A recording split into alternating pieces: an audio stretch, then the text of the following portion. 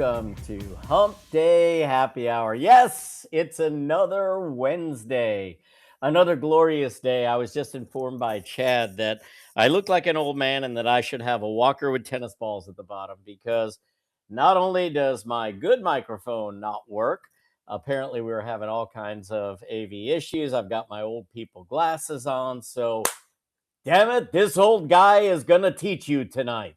Anyway, welcome to Hump Day Happy Hour, hosted by Dennis in the Know. This is the webcast where dentistry meets real talk, real news, and just the right amount of sarcasm.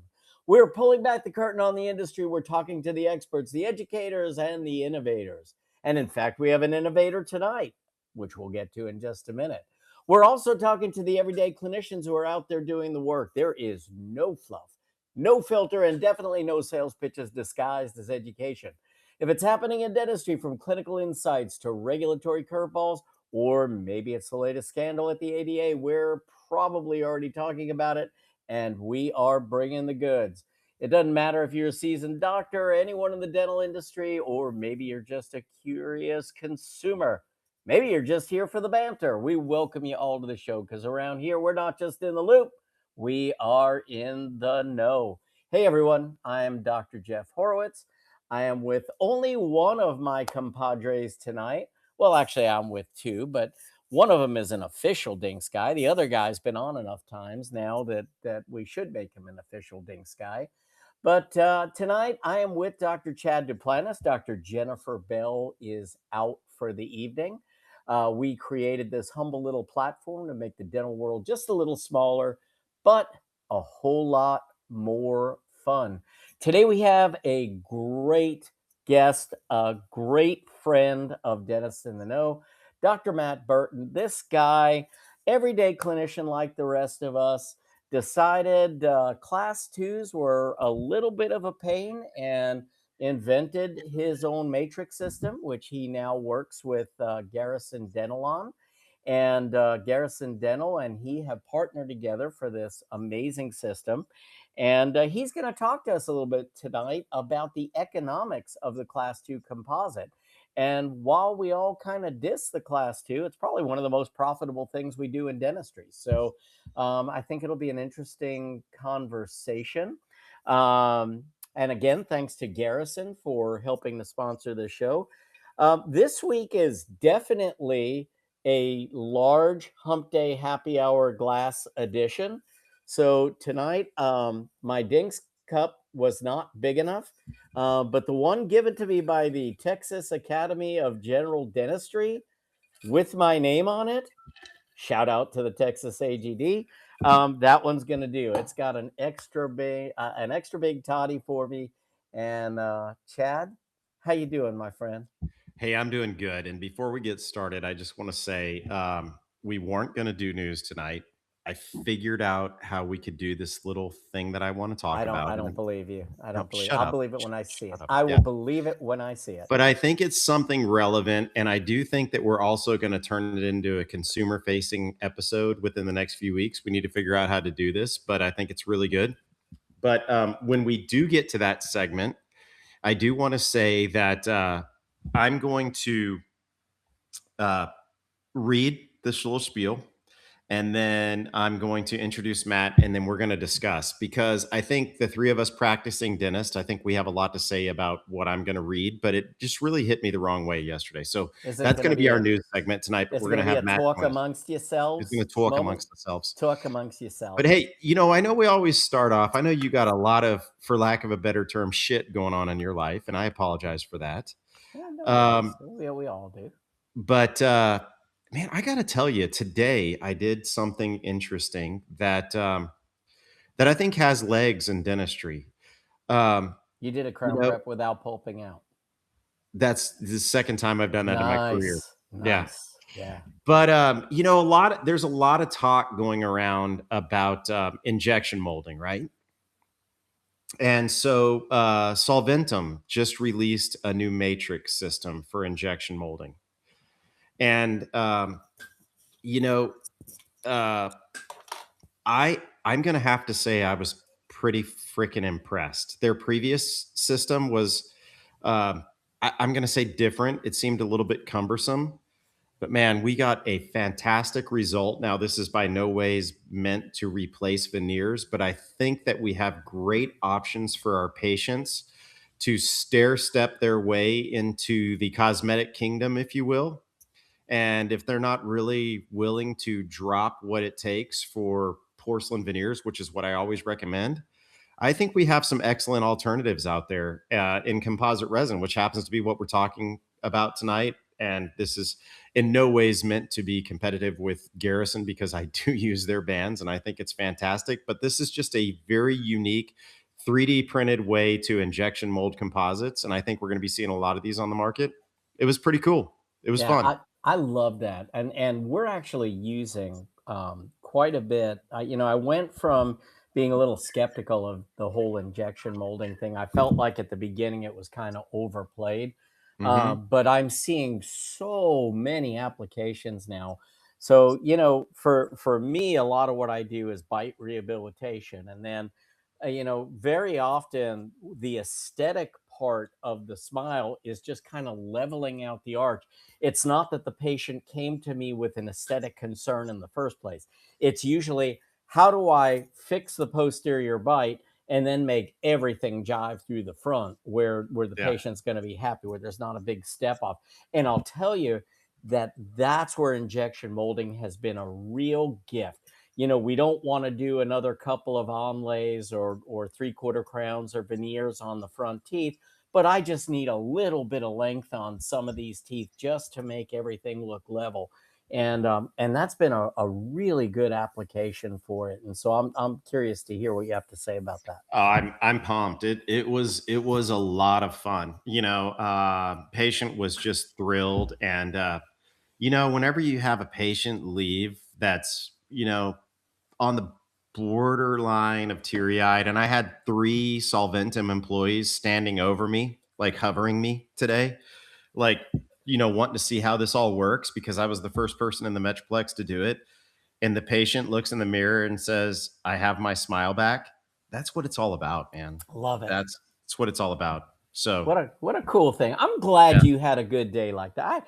I've had an absolute shit week. So I'm glad one of us is having something to rally on. I'm with you, yeah. Chad. I'm rallying with you. You're rallying? Yeah. Yeah. Yeah. So, um, hey, what else you got to say? Anything else exciting? Not much. Got a kid getting married in a couple of weeks. You know that. And Wait a moving. second. Yeah. Was I supposed to book flights for that? Yeah, you should have Okay, probably. okay, okay, Yeah. okay. Yeah. Well, if not, you're just paying a shit ton for them because I'm going to kick your Yeah. ass if you're not here. So, Yeah, the um, best was I was like, Ellen, did we RSVP for that? She's like, I took care of it. I was like, oh, thank you. And I wanted to say, and I took care of the flights and the hotel, so you should have RSVP for it. But yeah, we're looking okay, forward to it. we won't go there, but Yeah. Yeah. and moving my folks into the house behind me, not this weekend, but next weekend. So just a lot of extra life going on. It's not even that my dental world is that screwed up right now. It's the Jeff Horowitz world that sucks right now. It's not necessarily the dental world. Actually, I have come to grips with that pretty well. Do you ever wish that you could do like a doodle doodle Yeah, doodle yeah, doodle, and then just like absolutely. disappear and you're in a Yeah. whole other universe? Yeah, that's Wayne Could and you? Garth. I got the Yeah. reference. Yeah. So, There you go. Yeah. Well, yeah. of course we always do. Jennifer would be looking at us like, huh? What's that? I Yeah. love it. Well, why don't you do Um, your little news segment? I'm curious what you got for us. okay. Well, I'm going to I'm gonna introduce Matt first, and I'm gonna bring him up for this because I think it's That'll be something that cool. Yeah. that we can all talk about. Um, but first of all, let me introduce our good friend Matt Burton, and I am really excited that he's here because the last few times that he's been on, I've been out of town or on vacation or doing something, and he's a great friend of ours, a great friend of the show. We met him through our buddy Dirty Schmetty, Dr. Troy Schmetty, out of Walnut Creek or wherever the hell he's from, California. But anyways, he introduced us to this guy, and he's like, "Hey, I think you need to meet this guy. He's one of us." And whenever we hear that, we get kind of giddy. But Matt is a. This was funny. I read this because I read bios, and I kind of like try and find the flaws in them. But my favorite part is the first sentence. Dr. Matthew Burton, DDS, has worked as an established dental practitioner.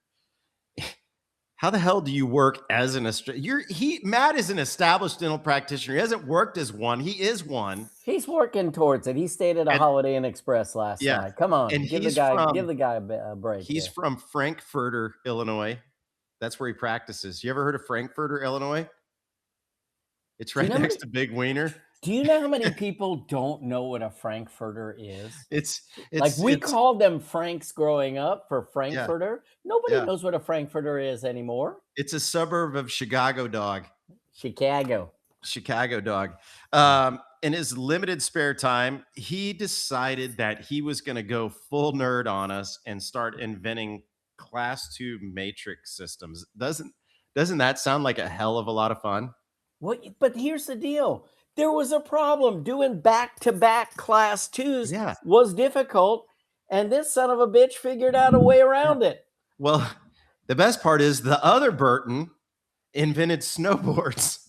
And this guy decides he's going to decide how to separate teeth and squirt shit in them. Okay. I mean, seriously. Snowboards is cooler, but we'll have this one on, I guess. Yeah. Honestly, I think his invention and what he's done, he works with Garrison Dental.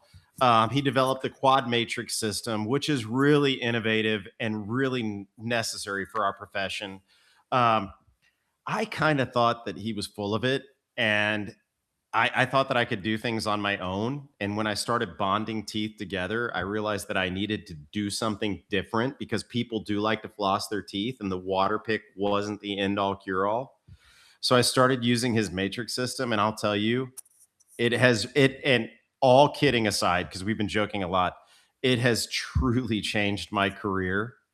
And it went from one of those things to where when we started doing composites in our practice this way, it was like, okay, we're going to use that system now. Now it's like it's there every time, and I love it, and it's awesome. So I'm going to bring Matt on. Matt, glad to have you, buddy. Thanks for having me, guys. Yeah, sorry that I butchered the intro, but we know you well enough that I figured I could razz you a little bit. So there's two things. One is that last time, you two D-bags ditched me last time, so it was just me and JB. And I got to say, that was like probably the smoothest show. And she said that, and she was like, I'm sure it was. It was clean. It was like slick. And then like 35 seconds into this one, I'm like, oh man. Yeah. I'm like, this is a whole different animal. Like, here we go. Yeah. Better put your drinking shoes on for this. All kidding aside, like we do this show nowadays. We're legit, dude. We've got producers. We've got directors. You wouldn't know it. We've got editors and everything. So here's the deal.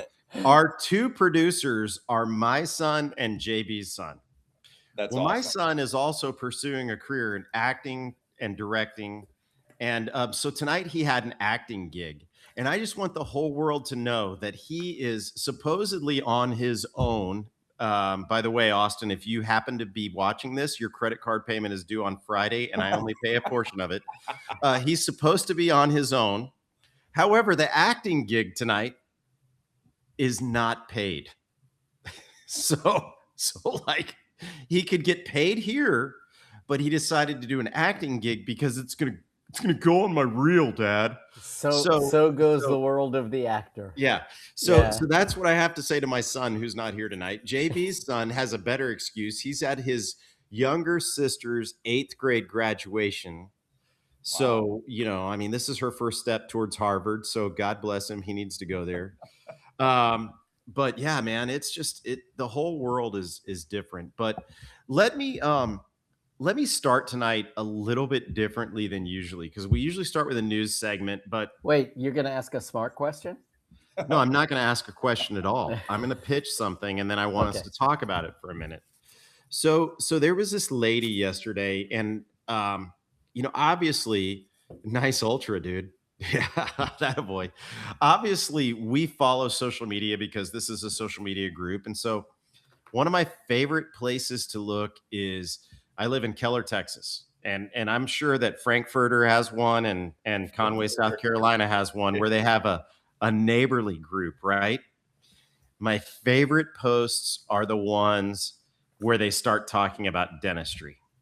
And I start reading it, but I don't know how you all are. I never want to see my name mentioned as a potential candidate for that job, because they're usually looking for the cheapest or the guy that accepts your insurance or gal that accepts your insurance, or they're pissed at their previous dentist, right? Well, this one here, I would read the whole thing, but it's long, but I'm going to tell you the gist of it. This lady posts, it starts off, last week I found out my dentist retired. And she went through this long ordeal, and I started reading it, and man, I'm kind of getting teary-eyed. She's like, I walked into the office. The office was changed. He wasn't there. I didn't know that he wasn't there. The place looks so modern, and this used to be a place that I went to that felt like home.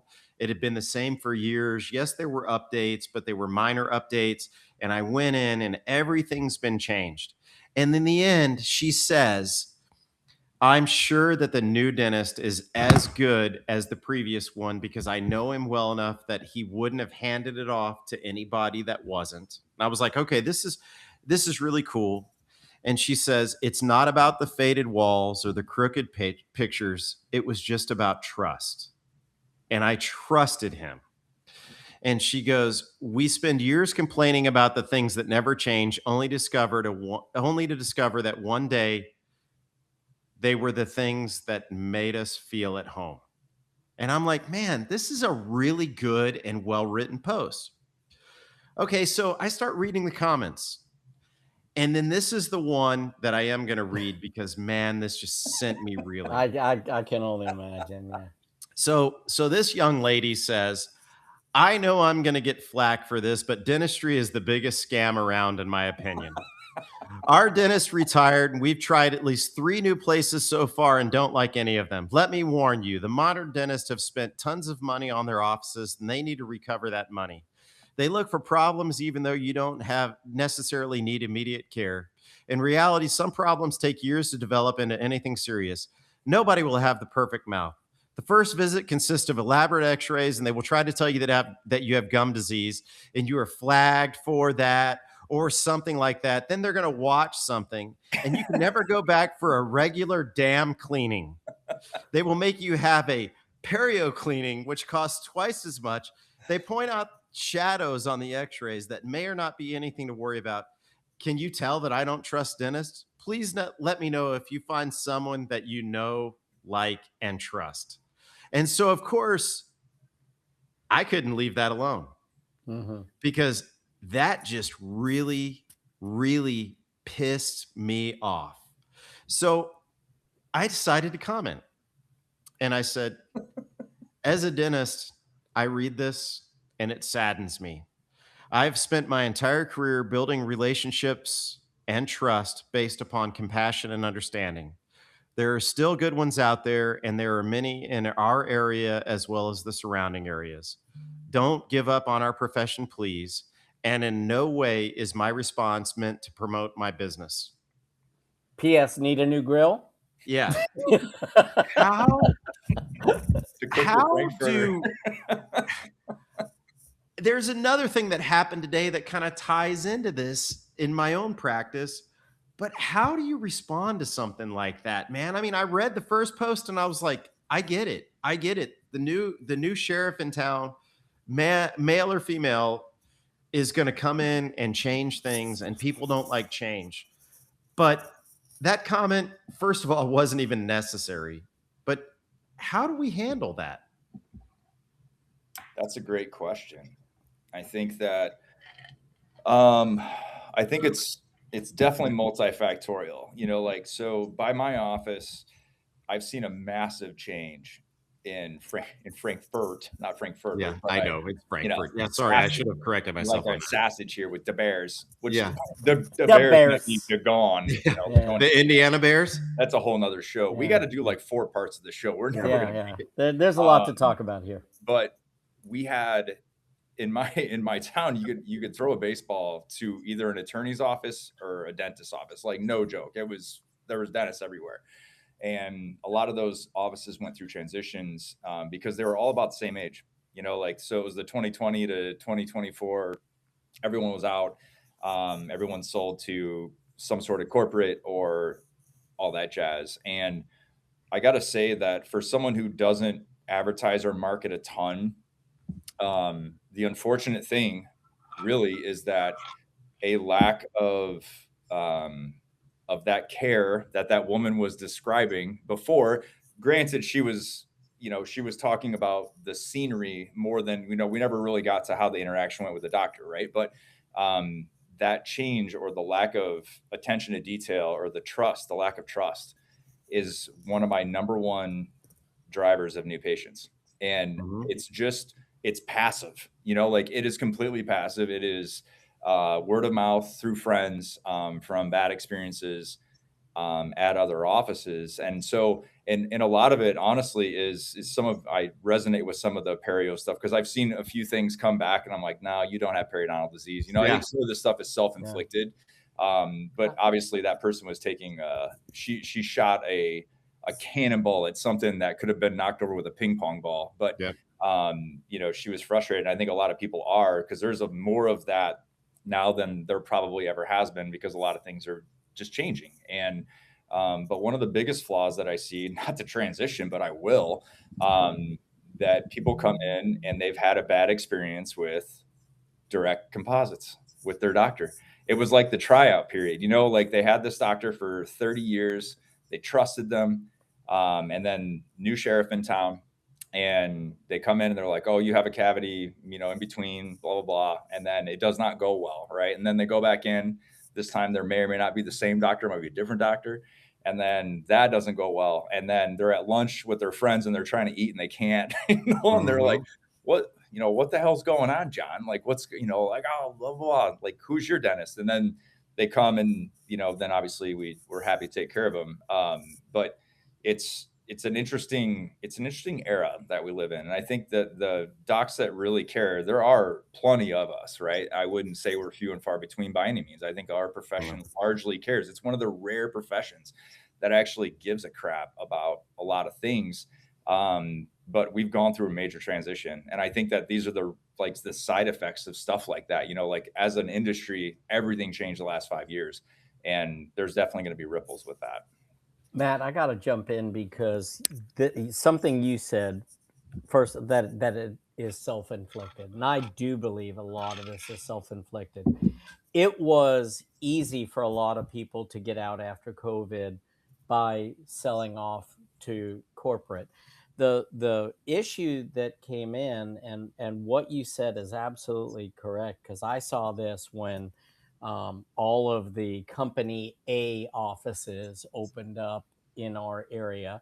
And, patients left because they were accepting their insurance. And, I would say to my patients, listen, I understand if the finances are a concern. Listen, we're always here. You want to try them out. And I'm always here if you need me. And that's how I let the patients go. Most of those patients came back. And the treatment plans that came back, the sad thing about perio is, how much of it is undiagnosed. But then we have this whole thing where it became more of a means to an end, more of a profit center than trying to attack a disease. And it became this thing where, like, every patient that came back to me who were stable for years and years, and it's not like we didn't track perio, they were stable for years and years and years, and would go in there and 4-quadrant scaling and root planing. And so, yes, I do believe that we did a lot of that to ourselves. And the reckoning, and I think the pendulum is coming back the other way, because, ask every new patient next month, ask them what their last dentist's name was. And most of them now cannot tell you the dentist that treats them. they say, oh, I go to Homestown Dental, or I'm at Sand Oaks Dental, or I'm at whatever, right? I'm at this corporate entity that has Yep. this cool name that sounds like my neighborhood, but I couldn't tell you the name of the dentist that treated me. And we went from being the most trusted profession of all of the known professions in the United States. Dentistry was the most trusted profession, and because of this corporate influence and the fact that people have now come to see dentistry more as a commodity, has taken us out of that trust built relationship that really made most of our practices. Sure. Well, I want to get to class twos because I think you are you really hit the nail on the head. You know, I think we've all had those patients that you're worried about. Oh crap, what if they were out eating with their friends and this was happening? And you're like, oh my God, it's me. You know, I mean, we've all had issues with them in the past. I mean, you might not have, Matt. I mean, you're an innovator, you're a genius, but I certainly have in the past. But you know, we talk about perio, and let's pause there for a second. You know, I think pharma might have built this problem to a certain extent. There's a company that I will not mention, but about 20 years ago, before Matt was even out of school, I got invited to this dinner, and it was sponsored by a perio company. And it was a CE dinner. And here I am. I'm broke. I'm just out of school. I'm working as an associate. I mean, I'm going to go back. I think it might have been 25 years ago. It might have been right after I got out of dental school. And they came out and it was to pitch us this product. Well, we all left with $200 worth, or 2 hours worth of CE, about $200 to $300 worth of product, and $500. Now that's not, they can't do that anymore. Now, when I left, I was like, dude, I got $500. I'm going to go buy a new sand wedge and a round at Cowboys Golf Club in Dallas. I am set. The other people were like, I got $500. I'm going to put this in 6 sextants of every single tooth that there is because they paid me $500. And we all know that it wasn't, it was profitable to pharma and it was profitable to dentists, but it was basically charging a crap load to patients for a product that may or may not work. Yep. And the beauty of it is over the past few months, we know that there's a need for those types of products. Okay. There's a need for medicaments that go into the sulcus that can improve the periodontal health of patients. There's a lot of ways that we can improve the periodontal health of patients. And we do all have perio patients. Like Matt said, not everybody's a perio patient. I've certainly been the one that's been like, no, you don't need that. No, you don't need that. No, you don't need that.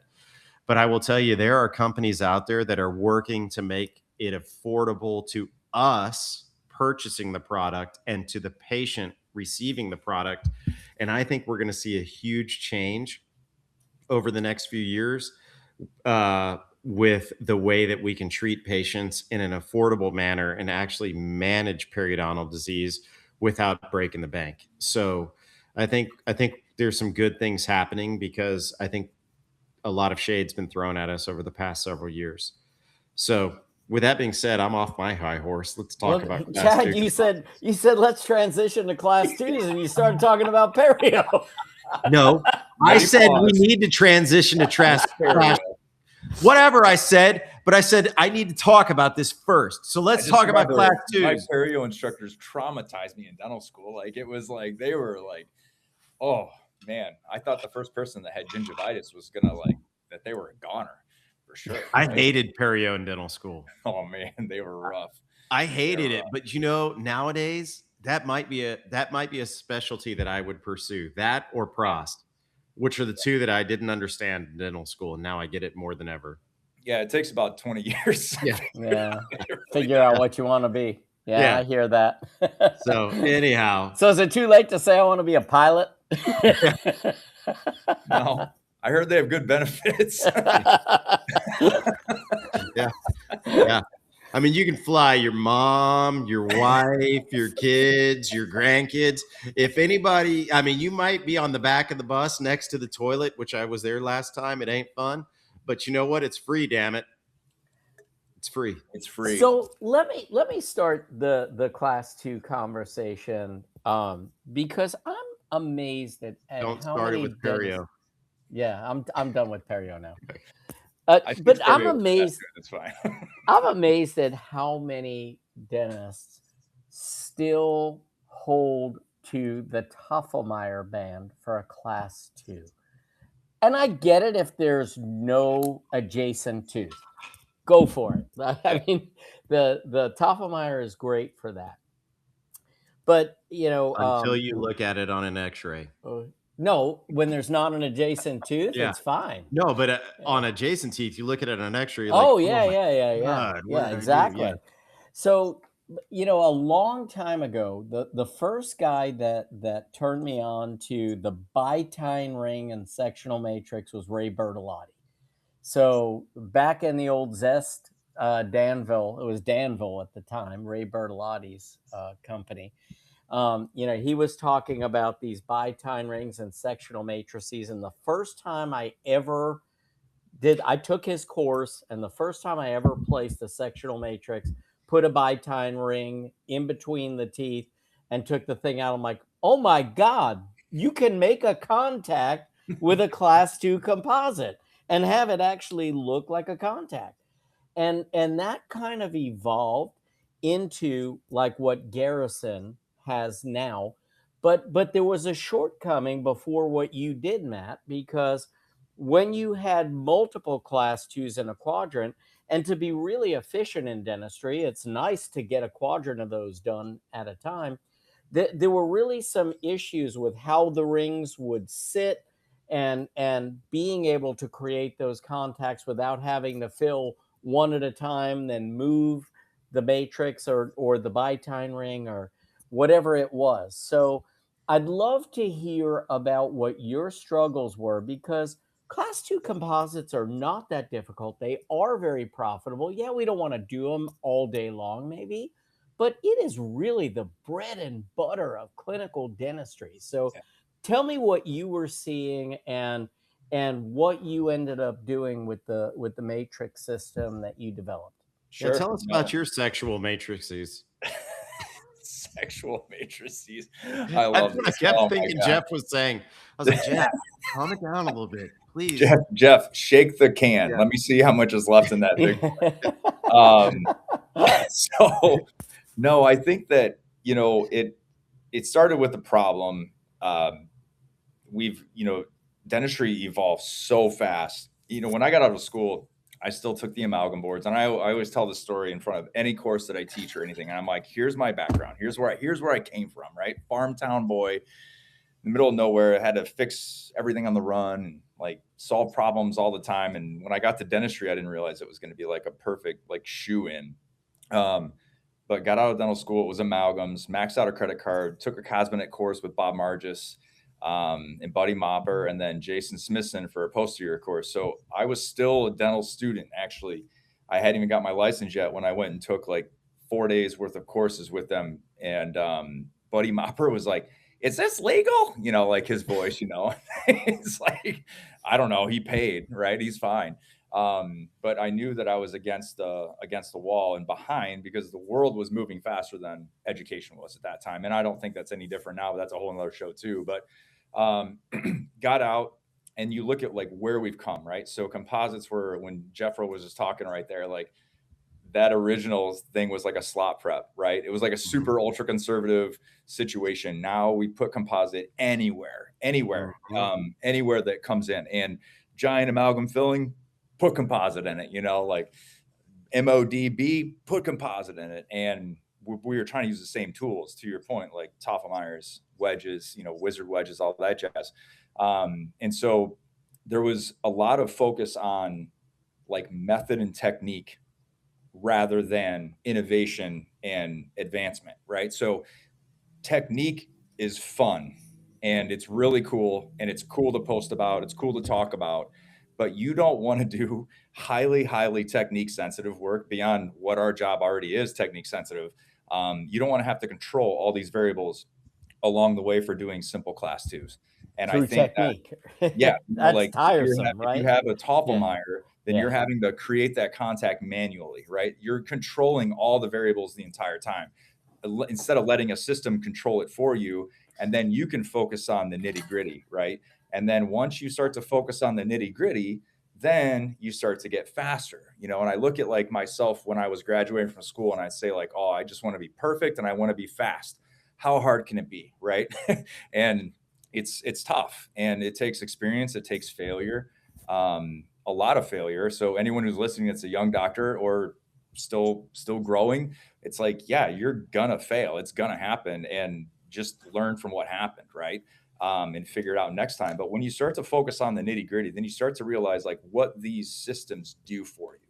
You know, like where do you waste time? Polishing, finishing, it's hard with composites, especially in the tough to reach places. So if you're spending a bunch of time fixing what you just did, that's costing you money. Time is super expensive. Polishing burrs are super expensive, you know. So finding things that can control all these variables for you and allow you just to do your job without having to sit there and fingers crossed that everything's going to be okay. Because there's nothing worse than uncertainty in what we do, right? Like it's already tough. I look at patients all the time and I'm like, man, if I just told them the truth right now, and the truth would be there are far more ways that I could injure you right now than actually help you with what you need. Yeah. But don't worry, everything's going to go fine, right? So there's all these things we have to constantly focus on. And the last thing we need to do is be like worried about a filling. However, they're super important because we do them all the time, and they just walk through our doors, and they're very profitable if you can do them efficient enough and confidently. So it's a great thing that's kind of gotten like a little bit of a bad, I don't know, not a bad rap, but they're looked over, I think, more than they should be. I think a lot of people focus on higher production procedures, you know, like, you know, clear aligner therapies and full mouth rehabilitations. And then everyone that walks through the door becomes that, right? Like, how am I going to sell this person Invisalign? How am I going to sell them, you know, 10 crowns or, you know, whatever? And it's like, how about you just give them what they need, and they'll send all your friends to you and you'll feel really good about it. And you can also, if you do a quadrant of restorations, it doesn't really cost you anything other than your time and the composite material, which is not very expensive compared to crowns and clear aligners and all that jazz. So, you know, there's all these trade-offs to like how profitable are we actually being with these higher production goals or, you know, procedures versus just the good old fundamental dentistry of directs. And I think it was funny that you mentioned the new injection mold thing earlier, Chad, because I think like I love directs and I loved them for a long time, but I kind of got away from them for a minute before I jumped back in 2016 and got like serious about all this other stuff and started changing things. And I will say that like probably the hardest days of practice and like the lowest production years and the lowest like feel years were the years that I wasn't focused on and doing good direct restorations, you know. And it sounds crazy, but like it's just one of those things that like you fix the problem instantly, and there's nothing like it. Drill, fill, bill, and you're helping someone in that instant. No second visit. You know, it's just a really cool thing to do, and they're repairable. You know, I mean, there's like a million reasons to do it, and it's kind of our thing, right? It's like our art. It's not someone else. It's not another lab doing it, you know, making the crown for you. You're not at the mercy of it. It's like your thing. It's your touch on that patient that goes all that way. And all those other things are important. I think it's important to have, you know, a variety of treatments in your office, but directs are like a core. You know, it's like if you're going to be in the NBA finals, you got to know how to dribble. You know, you got to make free throws. I tell you what, you're right. And I think the thing is after you do something direct, and whether it's as simple as a class 2, now the joy I get from a class 2 is when I see it on a radiograph. Mm-hmm. And you're like, damn, that looks good. And the joy I get from direct versus, and I love doing veneers. I love them as much as the next, you know, person. I love doing porcelain veneers all day long. Yep. But when you do something that's more direct, that you used digital technology and modern day treatment planning, protocols, it's freaking awesome. Yeah. And you do it direct, and you're like, I had a bigger hand than any laboratory out there. Yep. And so I agree completely, but it's fun, and there's a lot of different ways to do it. The way I did it today was one of the many, but I was very proud of what came out of it. So yeah, and I mean it's just one of those things that's like, I look at it too, and I'm like, look, it's funny. I always laugh at the patients that I don't laugh at them, but I laugh with my assistant on the side. But they're like, "Are you sure we need to do this?" Like they come in, and I'm just like, I don't have time to do things that aren't necessary. Like, do you see how busy I am? Like, I mean, the last thing I'm going to do is something like, I would rather go back and just put my head down on my desk for like 10 minutes at this point. I have 3 kids. I'm coaching 2 baseball teams. I'm happily married. We have, a wonderful life, and we're always busy, but I'm like, sometimes you just need to like chill out and rest. And I'm like, I'm not going to do something that I'm not required to do. But you look at directs and all that, and it's like they're constantly walking through the door. Like to your point, like not everyone wants to spend, I'm going to just quote Dr. Appa on his like $50,000 smile, right? All these things, like, and people don't want to go that far, but they want to feel better about themselves. And that can be through like a class 5. I mean, you can make someone feel different about, their smile just by doing some abfraction or stained fractions and things like that with some good composite materials and good methods, and change their tune, change the way they get up in the morning, change their attitude completely. So when I want you to, tell us about the matrix system that you've developed and where it's headed. And then I have some more detailed questions afterwards. So tell us about what you got going and what you developed. Sure. So the quad matrix, for those of you who are not familiar with it, hop on garrison.com or follow Garrison on Instagram. You'll find it within about 2 minutes. But it was designed by a dentist for a dentist, which is kind of like where the troubleshooting came in. And its fundamental philosophy is a wedge that splits in half.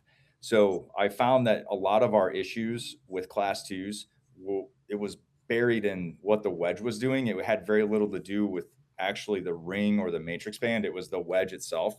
And I think that if you look back at the history of matrix systems and how many different versions of rings do each one of you guys have in your office right now, and guess what? Like, we still had the same problem, right? So it was like something was off.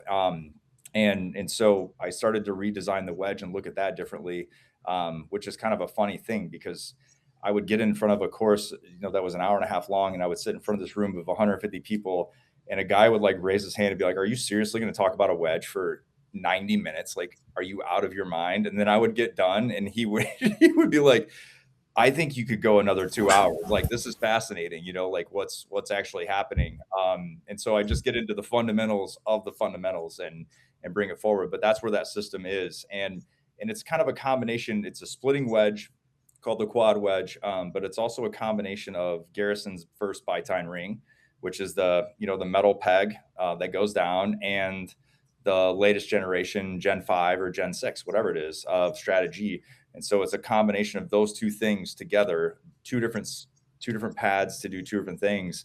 And it kind of starts to really fine tune class 2 directs instead of trying to mainstream them or oversimplify them, or, just, because not everything is the same. No class 2 is the same. Bunch of different variables. And especially when we get into back-to-backs, it became heavily about technique sensitivity. Because if you went to a dental trade show and you're like, how do you do back-to-back restorations? Like, just open your booth, right? Like, come in and tell me how you do it. Well, I take this one thing, and I like wedge it up against there, and I pack some Teflon tape, and then I fill that, and then I take that out, and then I polish it, and I look at it from the side, and then I put the other one in. I'm like, I'm already done Yeah. by the time we're to step 2, right? And it's like, yes, those things are amazing. We've all been there. We love doing it, but like, imagine having a day of that back to back to back to back, and it's not practical. And so a lot of this engineering, and that's where we really went to work, and we spent like 2 years developing this and fine tuning it. Was really diving into actually like make sure that it made a difference, right? Not just saying like, here's something that looks cool and different, like, take it and be sick of it in 6 months. It's like, no, this was something we wanted to change. We wanted a paradigm shift with this thing and start to just slowly creep in and change the way that we think about directs in general, but also like how we approach them and our effectiveness in them overall. So the first time you spoke, I went and bought your wedges. Fantastic. Love them. And I've slowly just become this huge Garrison fan. So love everything you guys are doing and the way that it's transforming, and it is making life easier. And I'm sorry, Jeff, I hijacked you. Go ahead. No, you're fine. You're fine. But I know, Matt, you're going to agree with this. So I think a lot of the problem in clinical dentistry is people look for recipes rather than understanding of why we are doing things a certain way. So there was a time where the wedge served a purpose of separating the teeth so that you could build a good contact. When we worked with amalgam and a Tofflemire band, that was the purpose of the wedge. Not only did it restrict the material from going down too far cervically, but it was the separation that we had that enabled us to create a contact. But the wedge really serves a different purpose when you're using it with a good like ring that because the ring now is the separating agent. And the wedge's purpose is really to restrict that extra material from not just going cervically, but from going buccally and creating ledges. And so that's what, I think that's where the disconnect is why are we doing these things? Why are we placing the ring? Why are we placing the wedge? And so that's what I love about the wedge that you designed, because that's what it deserved to be. Was this is not what you're placing to create a contact. The ring is doing that. This is here to create good contours and keep material from going everywhere you don't want it to go. This is a simple question, and Jeff, I totally agree with you. And nothing frustrates me more than seeing an overhang on an X-ray 6 months later. How do you tell a patient? Some dentists do that so they can say they're well hung. Yeah. Tried it. It didn't work. Trust me, man. Try that. We try everything in Texas because it's all bigger down here, but the bigger the overhang doesn't necessarily work very well. I got a big old overhang, baby. This is a very simple question, but I'm sure a lot of dentists are maybe looking for a good answer. When you're putting that in a patient's mouth on their dentition, and they say, "What are you doing now?" How do you describe what you're doing with the matrix and the ring and the wedge? I just say it's magic. Magic. That's what I say. I'm like, it's magic. And if they ask too many questions, they just shove a bite block in there, and then that'll shut them up, right? We got to get done. We got to get through.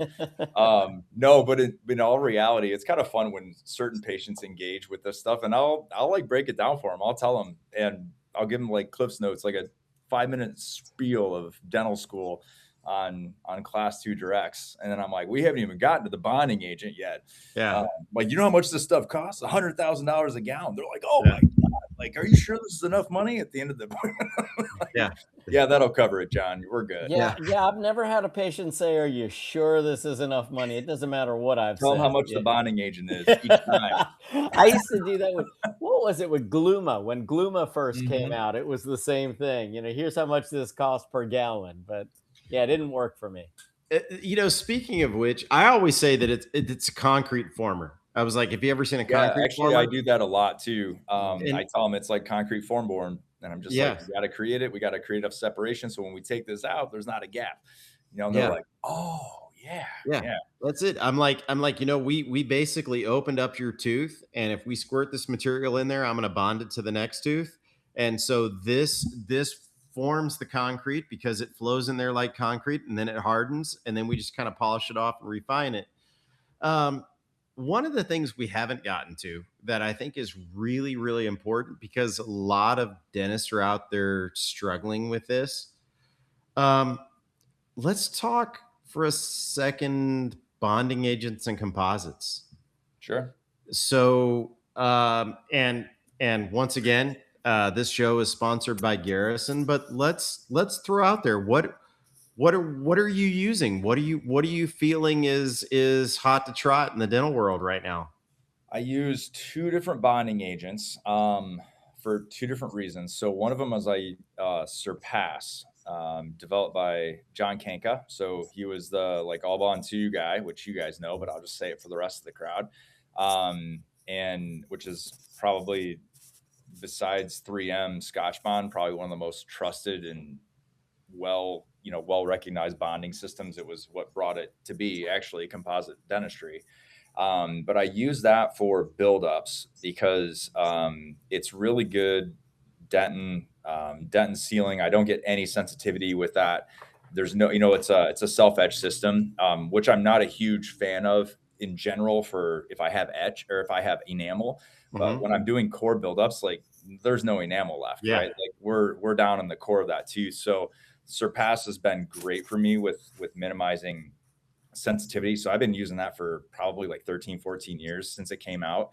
And then for everything else, then it's just Scotch Bond. And I use like Optibond Solo in dental school. But really, like, I love etching. Like, I just Mhm. think that there's so much value in etching. And I've tested different things, and I've maybe not etched as far as I should, or maybe not put enough bond on, or, didn't finish my margin where I wanted to. And really, the only time I ever see staining or problems is if I didn't etch it far enough and if I didn't bond it far enough. So when I do anterior directs now, even if I'm like closing a black triangle or whatever, I etch the whole tooth, like the whole thing, all the way around. I bond the whole tooth because I'm like, I don't know where my finish line is going to be. It's going to be somewhere. Yeah. If it's Mhm. buried and it has enamel and etch on it, you're never going to see it ever. But the only time I would see it come back is when I didn't finish it, or I didn't go far enough. It wasn't that I didn't put a crappy filling on it. I just didn't lay down the resin and the etch in the proper place. So those are the 2 bonding agents. How about you? It's funny that you say that. First of all, I'm gonna tell a Kanka story. Um, Kanka, Kanka, we were we were at this Jeff conference. is scratching his Yeah. eyeball, like No, no, literally No, no, his no. eyeball, not his eye. He had his and, finger in his yeah, eyeball. No, Kanka, John's a friend of the group.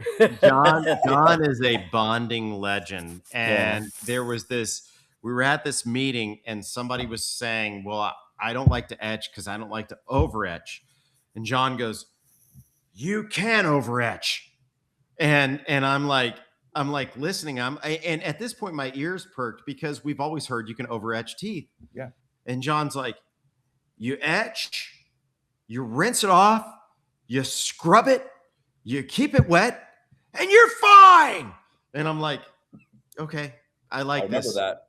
Yeah. And the thing is that John is so passionate about what he does. And I do think, you know, his innovative mind with Bisco and with Vista Apex have gone a really, really long way. So Yeah. when you said Surpass, John Kanka, and I think there's a lot of great, fantastic etchants. I mean, not etchants, but bonding agents on the market. Yeah. Um, and there's several that I've used in my practice. I'm becoming an All Bond U fan, and so I'm using All Bond U in my practice.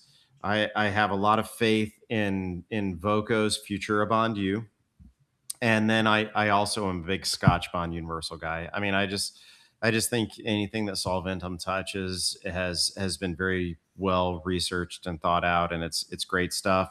But there are also other bonding agents. I mean, we went through this huge bonding change in our practice, and there's so many out there that are good, but there's also a lot that we need to stay away from, which of course I'm not going to mention. But I mean, do the research. It's like a movie's credits But line. I also think that here's the disparity, and again, it kind of goes back to not how you do it, but why you do it.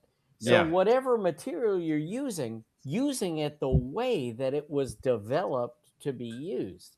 Yep. And I think that's the biggest problem we see with bonding agents, because so many of them are so good. I'm like y'all. Listen, Scotch Bond has been my go-to for as long as I've been bonding.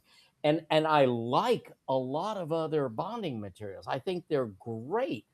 But, I just have this trust in this material that, when it comes down to 10 veneers, do I really want to go in another direction? No. Or do I want to use what, I've got patients walking around with stuff for 20 years confidently with. So, there's that, but I really do believe, I love G Premium Bond. I think GC fantastic. Makes another fantastic product. Great material. Yep. Absolutely. I agree with you. Futura Bond is an amazing material.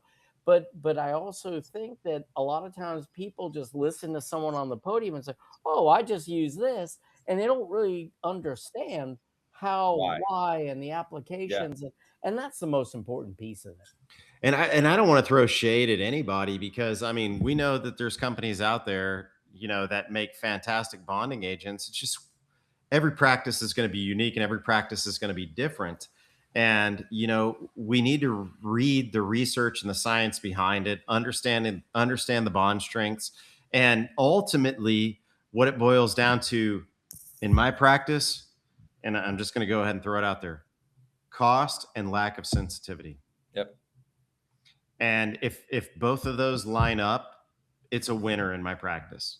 100%. There's nothing worse than, if you trust your bonding agent enough, then if someone shows back up in your schedule. So we do this thing at my office.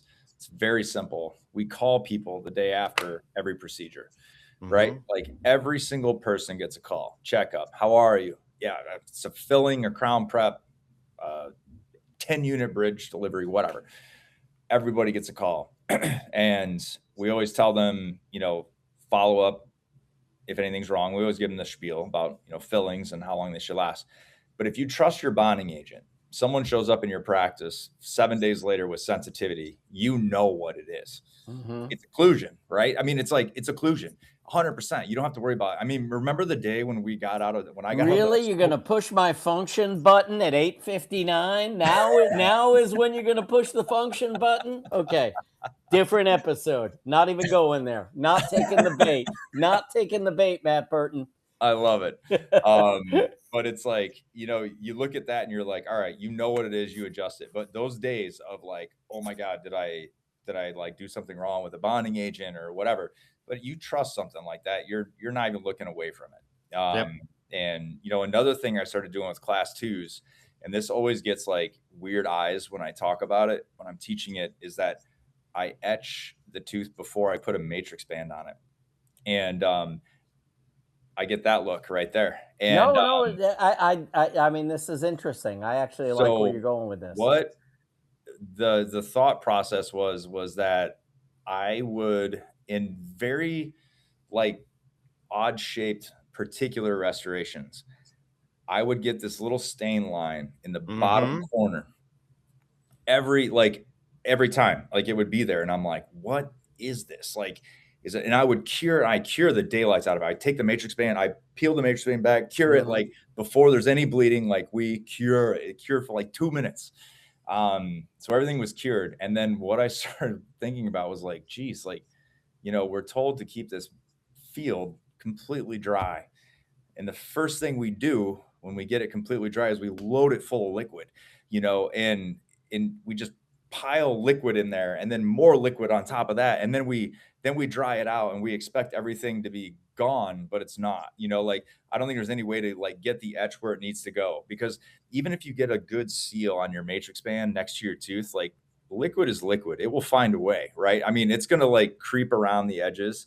And so using it to my advantage, I etch before I place the matrix band, dry, drop my matrix band, drop my wedge, and then I place my bonding agent. And my bonding agent will definitely, like, when I spray it in there, it's going to go around the corners, and then I do a snowplow technique to place my layers, so all the little voids and all that jazz are punched out. But that's changed a lot of things for me, like in terms of like staining, it is gone. Like, I don't get any staining. Sensitivity is, completely eliminated, but mostly just the stain and the prettiness of these restorations is phenomenal, because that edge, that wherever your finish line is, it's always going to be etched and bonded, and it's pretty cool. I love that, because the viscous gel of the etch is not going to do what the thinner liquids are going to do. So yeah, no, I actually love that.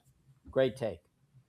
Well, Chad, you want to close this out? We're over, but we could have we're probably over, done this but for I mean, 2 I could have hours. kept going. I think we need to have Matt back again. I want to have Matt back for a consumer facing to talk about fillings. I want to have Matt in Myrtle Beach in Easy, November. Jeff, easy. Yeah. I think when this is all said and done, we should get an apartment together, Matt Burton. Yeah, I'll cook. I etch before I cook. JB could come over and check on us, like, on a weekly basis, to make sure we were still alive. Yeah. Is everything well, okay? hey, Matt, it's always great to have you. It was a lot of fun tonight. It was even a lot of fun because JB wasn't here. We could be guys and be stupid. I mean, this is great. Jeff.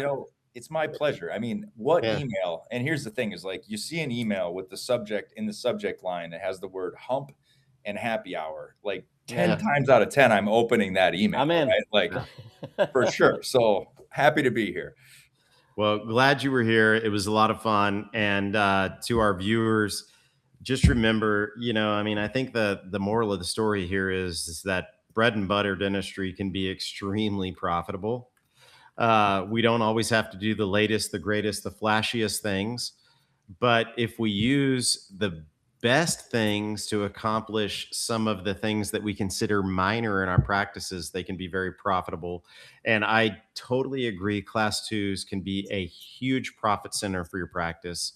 And what a great way to learn how to do it. Look into the Garrison band and matrix system. It is or Garrison matrix and ring system, as along with the wedges, been a huge game changer in my practice, and I think it will be for yours too.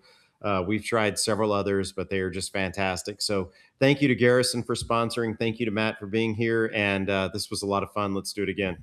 Sounds good, guys. Love it. Have a good night, guys. Good night, everybody. And that wraps up another podcast for Dentists in the Know. On behalf of Dr. Jennifer Bell, Dr. Chad Duplantis, and myself, remember that we've got a great profession, so let's make it a great day, Dinks.